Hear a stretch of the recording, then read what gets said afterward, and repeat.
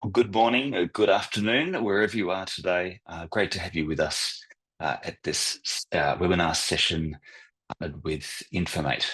Of course, some of you might have heard of outsourcing. It might be something that you're already doing in your business, but it's certainly something that we're seeing much more of across our client base. So it's a great opportunity just to explore this further with Jehan from Infomate.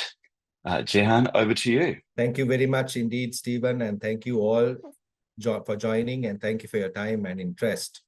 I would like to begin with PwC's outline of the Future CFO's Agenda 2024.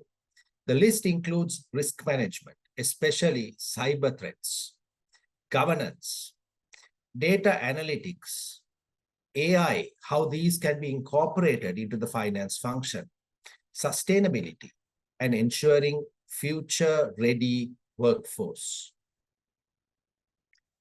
ACCA's own research has similar sentiments, where the role of the CFO will increasingly demand greater stakeholder focus, involvement in strategy formulation, focus on growth, a 360-degree view of performance, forward insights, predictive analysis.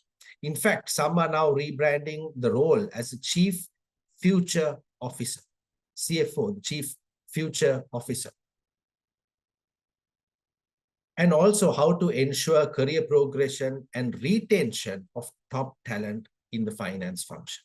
Coming to the finance pyramid, which Hackett describes, how a traditional finance function is depicted in the first pyramid, which involves a lot of transactional work, a lot of preoccupation with day-to-day mundane activities. And this, unfortunately, is the reality for many of us, with very little time left over for analytics, for advising the business, and for insights. Contrast this with a world-class finance division. Here you have an inverted pyramid, where a lot more of the focus is available for analytical, for thinking, and for advising the business, and a lot less time is invested in more mundane, repetitive work. And today, increasingly, the discussion is about finance business partnering, the role of finance in supporting the business and creating value than just in a more historical reporting function and in record keeping. How to challenge the business, how to support the business, how to advise the business. So finance business partnering today is a buzzword in a lot of the leading corporates. And here's another paradigm. Is your finance function world-class? Have you done the benchmarking? Would you know where your finance division stacks up? And here are some indicators. The percentage of PO-based invoices over your total supply invoices, the percentage of electronic invoices, the percentage of automated transactions, the number of days required to close books. One of the companies that we work for is a complex manufacturing business, and they close on the first working day because they realize that we need to turn around the management information by the third or the fourth. So they have insights shared with all of their operational heads on their costs, on the variable costs elements, on what they could do better, what they could tweak by the third or fourth of the month, rather than on the 15th of the month, where they actually have time and space to implement change for the next month. Finance cost per transaction, finance cost as a percentage of revenue. Do you have these matrices? Your defect rate. So here again, we see Hackett doing a lot of work where they have measured a world-class finance division against peer companies. For instance, you look at finance cost as a percentage of revenue. This is where peer companies stack up versus the world-class companies. HR cost per employee, procurement cost as a percentage of spending, IT cost per user. So in each of these cases, you have a world-class rating. And if you have not gone through that exercise, I encourage you to do that. And in each process, for instance, if you look at accounts payable, you have percentage of electronic invoices, creditor days, cycle times of invoice to payment date. In each of these cases, each function, you have world-class indicators. Now, how the role of strategic shared services or outsourcing can assist you in this journey is where the business has the bandwidth, the mind space to focus on finance strategy, on business partnering, on future-proofing the business, on risk management, and also in some elements of a controller role. Whilst the more mundane activities, including master maintenance, accounts payable, AR, GL, your reconciliations, fixed asset management, are handled by a shared services partner. Increasingly, it's called GBS, Global Business Services, or a business process management expert, someone whose bread and butter is in doing this in large numbers with economies of scale, freeing you up to focus on what is most important for your business. So if I can come to a story, our own story of Infomate almost 18 years ago, and this is a story of our parent company called the John Keells Group. John Keells Group is valued at over $1 billion in Sri Lanka, company with a 150-year history. And they implemented an ERP system in 2004. And then they were looking to standardize processes across their large and very diverse group. So some of the goals were to standardize business processes across multiple industries, how to adopt in this very vast group best practices, how to create the shared services capability, how to optimize the ROI on their ERP investment, how to bring about centralized controls and governance, and how to handle the challenge of training staff across multiple geographies and ensuring that they do the right thing on the ERP system. So they came up with the shared services model where each of the businesses would scan their documents into a central document management system. And then you had ourselves, Infomate, processing all of the transactions into the ERP system. So this was the model that was adopted. And the functions that they looked to outsource were procure to pay, which was the most voluminous, accounts receivable, the entire master maintenance for your supplier, customer, GL, materials, your general ledger, payroll, HR, and some of the management reporting. So what was achieved? In terms of operational benefits, there was higher productivity. So the finance function was about 400 people group-wide. 50 people were redeployed into more value-adding roles within the group. All the companies closed by the third working day. As I said, some companies closed in advance, even on the first working day. There was rationalization of IT costs by up to 10%. Improved service levels, where 95% plus of the documents were processed within 24 hours, within an SLA of 24 hours. Improved accuracy, exceeding 99.5%. There was a lot of process improvements. For instance, today, 96% of the bank reconciliations are automated, where you have text files of the bank directly read into the ERP system. 100% of the companies use automatic payment runs. Unreconciled balances were kept under 3 months. Lower processing costs. Business continuity significantly improved. And this was the feedback from the group head of HR. The shared services model enabled a group as diverse and dynamic as ours to establish better controls and bring about standardization. As it was regarded as a case study in the entire region at the time. And some of the unique innovations that came. So it's not just about processing efficiency, it's also a pathway to excellence. It's a pathway to world-class processes. We were able to bring in BPO-Mate, which is the custom-developed workflow and document management system. We were able to exceed industry standard productivity. For instance, there was a metric of 100 supply invoices per day. We were able to exceed that by nearly 50%. We were able to then start rolling out bots to automate some of the mundane tasks. We rolled out a unique rural BPM model, which ended up creating rural jobs, which was today continues to sustain over 50 rural jobs. we were able to introduce Sarbanes-Oxley 404 based role segregation, significantly improving the controls and reducing the opportunities for collusion and fraud and documentation. So it's incredible once you start working with a finance outsourcing partner, all the processes suddenly become visible. It tends to sometimes go below the radar in terms of how some of your AP transactions work, how the exception handling is handled. Now you have detailed documentation, SOPs covering all aspects of the performance, and there is visibility across the organization on process. If I can share a second story, this time an Australian one. It's an iconic Australian company. They are in agriculture, in cattle farming, and they own 1% of the land mass of Australia. So it's a significant company, publicly listed. They started working with us about 7 years ago. And their managing director gave us this challenge. He said, I will give you my finance activities, but I would like to be world-class in a year's time. I would like to be world-class in my finance function in 1 year's time. So we went away and then we brainstormed what is world-class and how do we measure it and how do we demonstrate it, right? So we baselined their processes where they were at that point.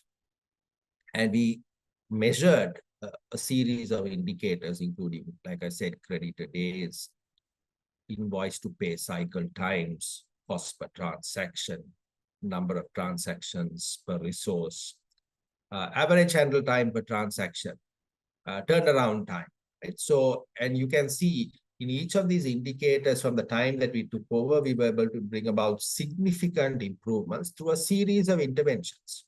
We began by cleaning up the masters, educating suppliers, bringing in ERP best practices, measuring all of these, sharing these indicators, working with the business to optimize the use of their ERP system. A little joke that I share often is a lot of these companies have invested significantly on the ERP system, but end up doing everything on Excel, right? So Excel is sometimes the best accounting system because everything else ends up, right? And that's a shame because you've obviously invested in the system, you want to get the best out of it, right? But sometimes the users aren't really the most sophisticated and they end up sub-optimizing the use of the system. We help them to really get the best out of the system, realize the benefits that you envisaged. And so these are some of the quantified improvements that we were able to demonstrate to our client.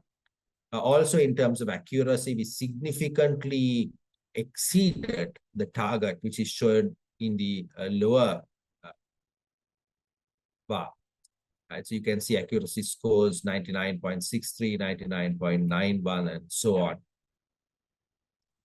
And these were some of the comments that came. We were lucky that we have people like yourselves working with us. Life has been easy since the Colombo team started the process, and we do not need to spend time on slow internet. They have centers or what they call stations across the country, and sometimes the connectivity is not the best.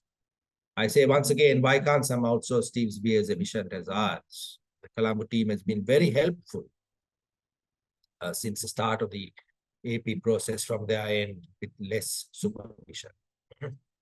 And these are some of the benchmarks in the journey to world-class. For instance, we had the world-class rating of a particular number, 38.4 in creditor days. We were able to significantly exceed that. You had the finance cost per transaction. Again, you can see we were able to quantifiably demonstrate exceeding the world-class benchmark, right? The payment processing lead times. If you look at the percentage of invoices through the PO process, we introduced a process saying no PO, no payment. And debtor days, percentage of AR overdues. In each of these cases, we were able to show tangible progress. And there was a range of other process improvements. For instance, we used a benchmarking tool called COPC. We baseline measurements. We were able to improve turnaround times. Over 40 process improvements were introduced in AP, in AR, in assets, in shipping, improved accuracy. Introduction of a tool called Forespin, which sits on top of the ERP system and picks up any anomaly, any unusual transaction. So it's a big data tool that learns as it goes along. We introduced quality checks, backup stuff for each process so that they reduce the risk in their process. So significant process improvements across the board. And a key to this was some time spent invested on both sides in training and transition. We had our team over in Brisbane. Similarly, we had their team down working with our teams, and they continue to invest in the relationship. So this is something that has really worked very well for them. In fact, we use the term extended office. This is their extended office in Colombo, Sri Lanka. And this is a comment that we are very proud of. We have made gains across the board in the finance function, including productivity, accuracy, and processing times. Infomate is not a basic outsourcing provider. They're constantly looking for value add and new ways they can help lift our finance activities to world's best practice. So in summary, why outsourcing? How can it help your business? So these are some of the strategic benefits, enabling you to focus on what's most important, on your core business. Access to talent. I was attending a CFO's forum in Australia, and during the networking session, just walked around and spoke to several of the CFOs. And we found talent coming up in the conversation in the top 3 challenges. It was in UK a couple of weeks ago.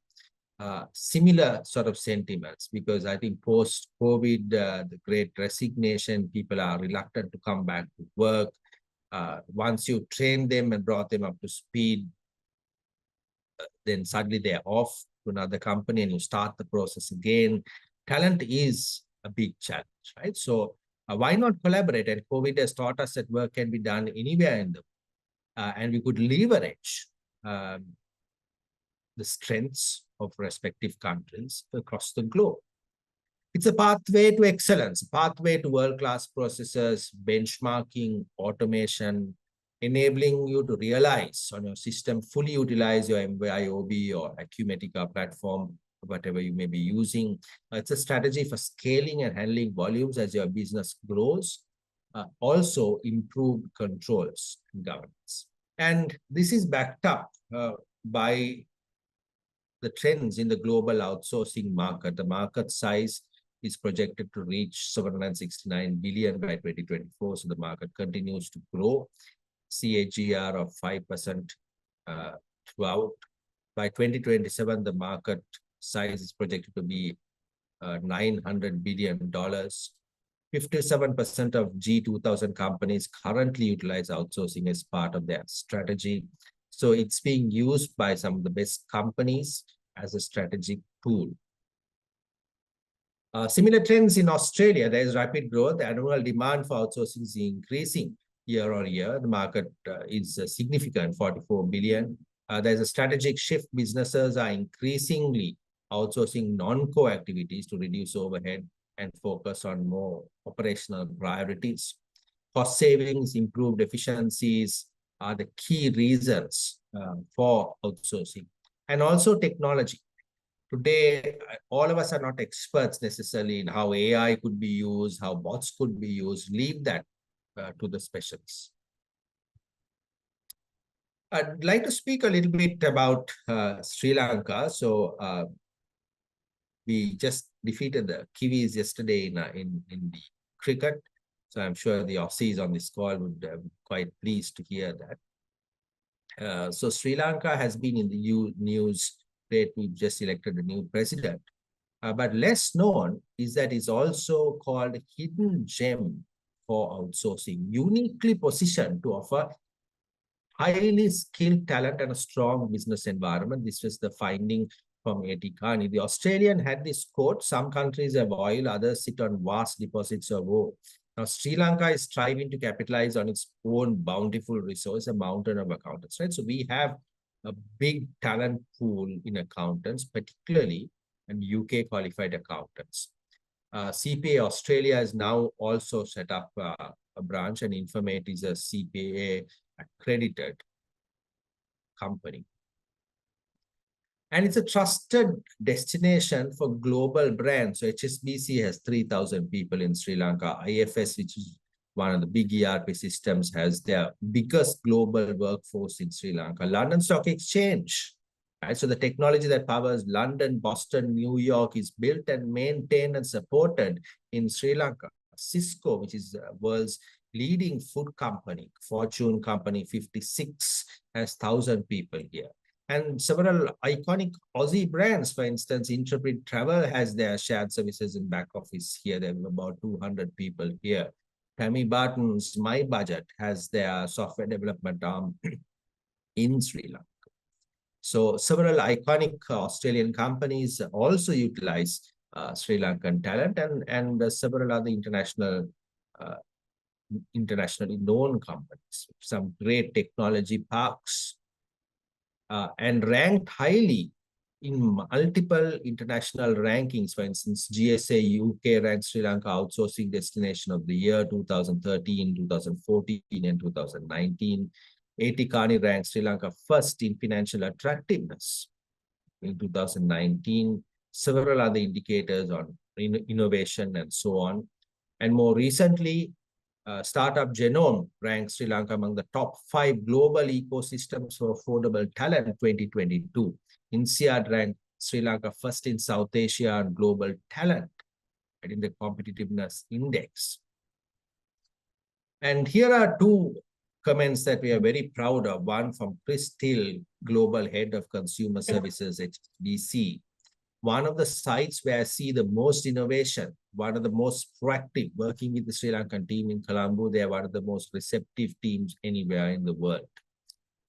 And Neidenbach, LSEG, London Stock Exchange, it's a tribute to the talent that's down there in Sri Lanka. I can't say this enough. We've enjoyed the culture down there, and we think extremely highly of the talent that is there. Great connectivity across the country. 5G is now being rolled out, and the unique value proposition. And that's the reason why Accenture, HSBC, RR Donnelley, WNS have chosen to set up their back office centers, and most recently EY GDS. Availability of talent, attrition rates are lower, ideally suited as a niche destination, a center of excellence for finance and accounting.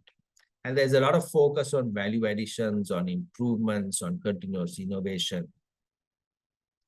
Great track record in terms of natural disasters and uptime.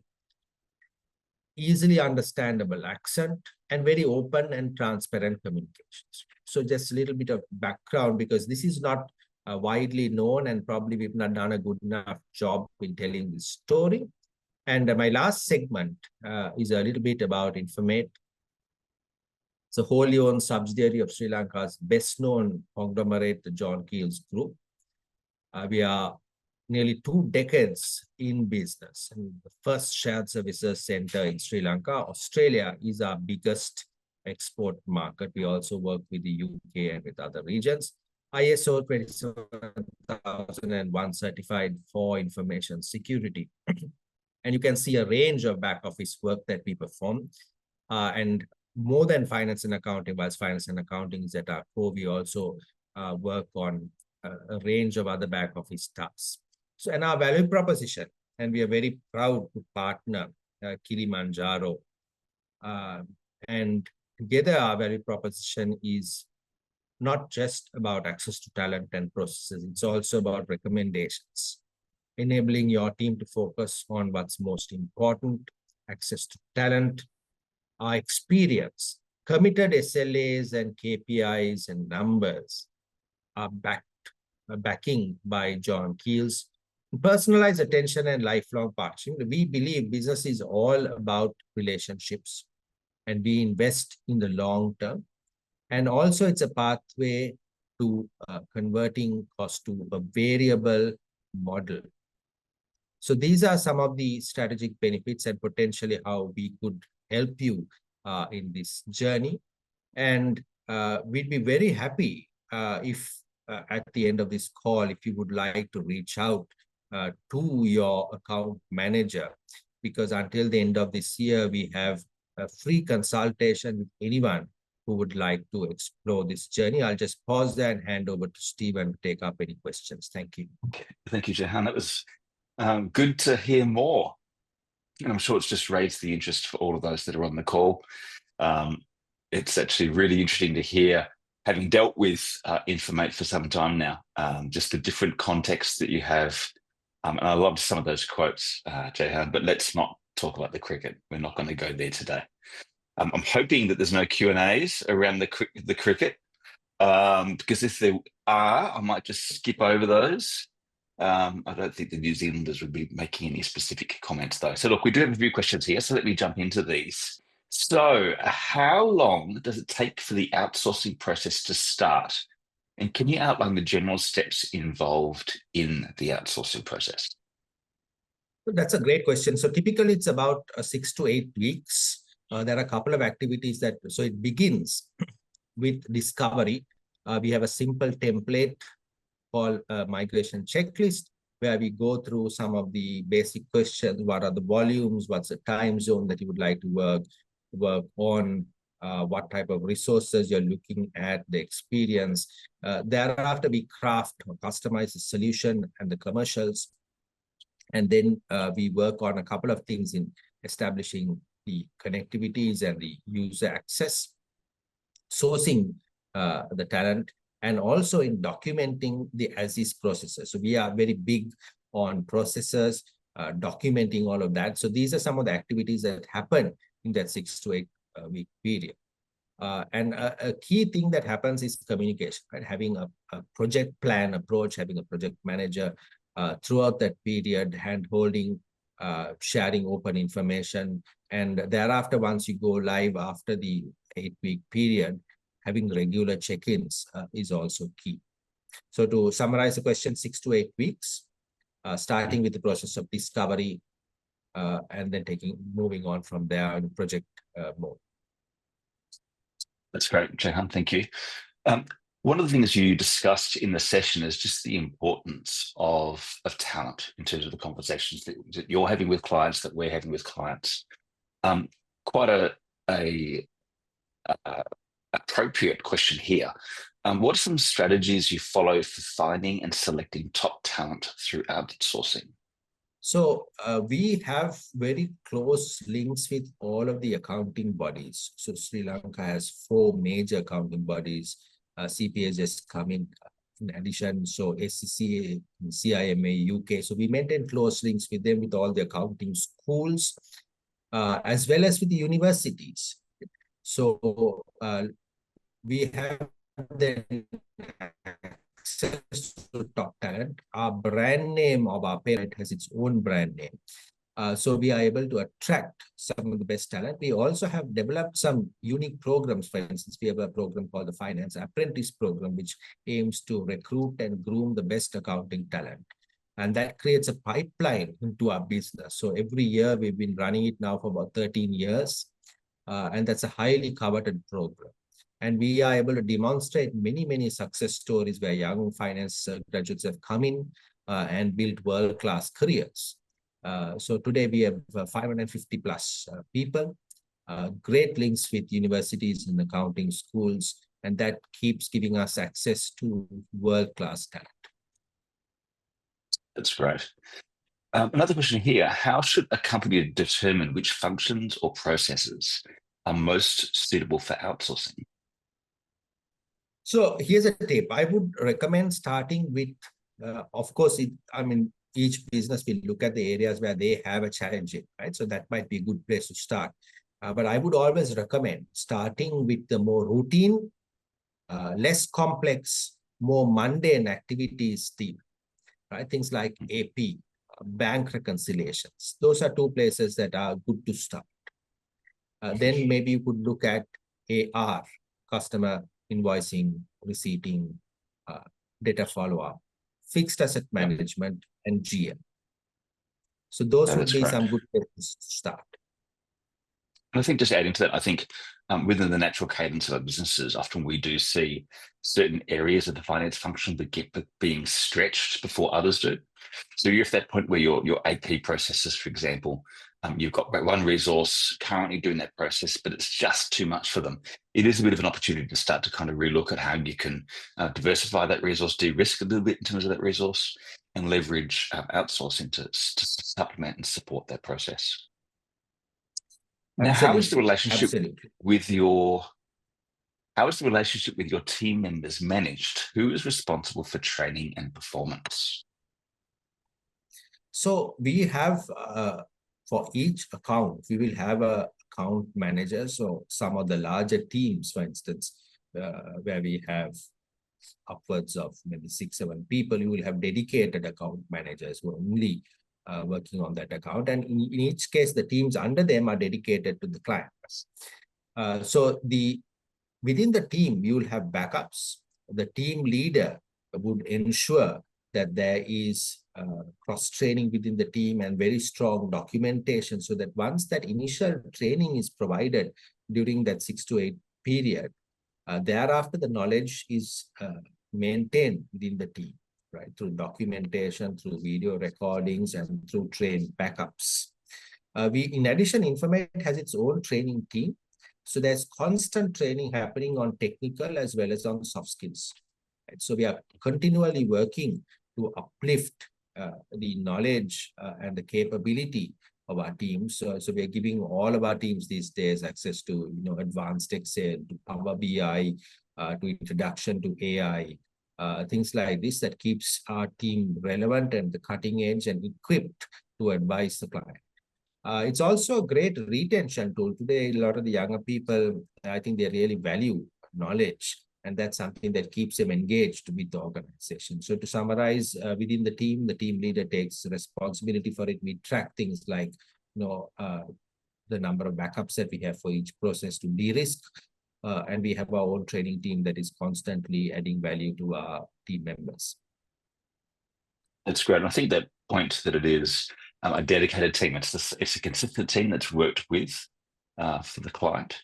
And I think that's important in terms of, as well, not only that consistency in terms of processes, the documentation certainly supports that, but also in terms of ensuring that there's cultural alignment across those team members and the organization that's working with you. I think there's a beautiful thing that happens when you get consistent people working across time zones, where you can certainly come to a common understanding and share some of those points. Another question here: how do you ensure data security and confidentiality when outsourcing critical business functions? Well, that's an important one. It's a big one because that's a huge consideration for customers today. So pretty early on in our journey, we were cognizant of this, and we got ourselves ISO 27001 certified. So as part of this, there's a lot of rigor. We are subject to annual audits by Bureau Veritas. We have our own internal audit team that conducts monthly audits. We have a security forum, which meets monthly just to discuss all things security. You've got access control in our offices. All of our staff sign NDAs. You have CCTV, USBs are disabled.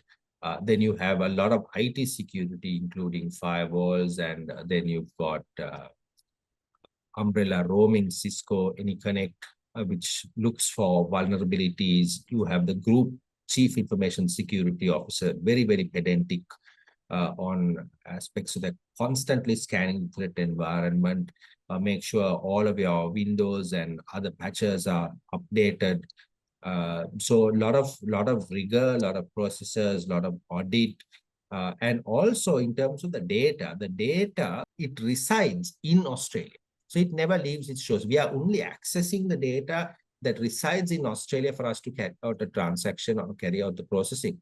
But the data sits in the servers in Australia, and it's not downloaded or not retained in Sri Lanka. Right? So it never leaves the shores of Australia in that sense. And all the SharePoint and whatever else is in your servers. So those are some of the measures that we take to ensure confidentiality and information security. Sri Lanka is one of the first in the region to introduce Data Protection Act. It is already enacted, and that gives protection to individual data subjects on the protection of their data. That's great. Another question here. Do you have a minimum size business or company that you prefer to work with, or is it open to discussions? It's open to discussion. Typically, we would encourage at least 2 headcount, because that way you've got backup, you have less dependencies. So the ideal size is if you have 4 to 5 resources and upwards. That's when you, because this is something that really you get the benefits through some measure of scale, right? Efficiencies of scale. And I would say 2 and upwards would be the recommendation. That's right. Now, looking forward, what future trends do you see in outsourcing, especially with technological advancements like AI and automation? Absolutely. So we are disrupting ourselves, because this is definitely going to change the way a lot of things are done. Having said that, if you look at some of these things, it'll take a little more time, because sometimes the reality takes a little more time to catch up with the rhetoric. So I think things on the ground really to get action into, particularly in the finance team. So I've spoken to a lot of CFOs, and we've really not yet crystallized how exactly it's going to impact the finance functions. So some of the things that we are seeing is the automation of the more repetitive type of transaction used to automate some of the reconciliations. It is predicting or giving you GL accounts and cost centers that are most likely. You have AI mentors today to help you with training. There are AI guides that remind you, for instance, of collections that are due or payments that are overdue. So there are some use cases, but I think the finance function is still exploring how exactly these great technologies are going to be deployed in the finance division. But definitely it's going to happen. It'll probably take a few more years. We are very cognizant of that, and we want to disrupt ourselves. Certainly an exciting time, isn't it? Really is, really is. All right, and one last question here. Can you share a case study where outsourcing led to improvements in cost savings, best practices, or access to talent? We have many. The one that I shared with the agriculture company is one of a very good case study where we demonstrate cost efficiencies, access to talent, and also importantly, as you saw, process improvements, right? And tangible, measurable progress to reach world-class levels. There are several others with some very big brand names, including in real estate, in Australia, with credit management. So a wide range of businesses with accounting firms. In Australia, we also work in other parts of the world, Sweden, US, UK. So many great case studies. And at some point, if some people are keen to explore down the road, we'll be very happy to share some of those references for people to speak and get that comfort themselves. And as I did say, Stephen, I think at this point it's something that we would encourage everyone to explore and to reach out to the emails that are there, or to the Kilimanjaro account manager if they would like to book free consultation. Will be available throughout the rest of this year for free consultations, because we are very keen to help companies along this journey, and nothing lost by exploring. Absolutely. So yes, just re-emphasizing that, of course, those contact details are on the screen that you can see now. Don't hesitate to reach out to your account manager or via that email address. Jump on the phone, let's have a conversation and introduce you to the Infomate team. There's lots of really good case studies that you can explore. I think it's really good to understand the industry that you're working in and make sure that we choose those appropriately. But certainly it all just starts with a conversation. Well, thank you, Jehan. I really do appreciate your time. Thank you to all of our attendees. It's been great having you with us today, as always, and have yourselves a fantastic afternoon.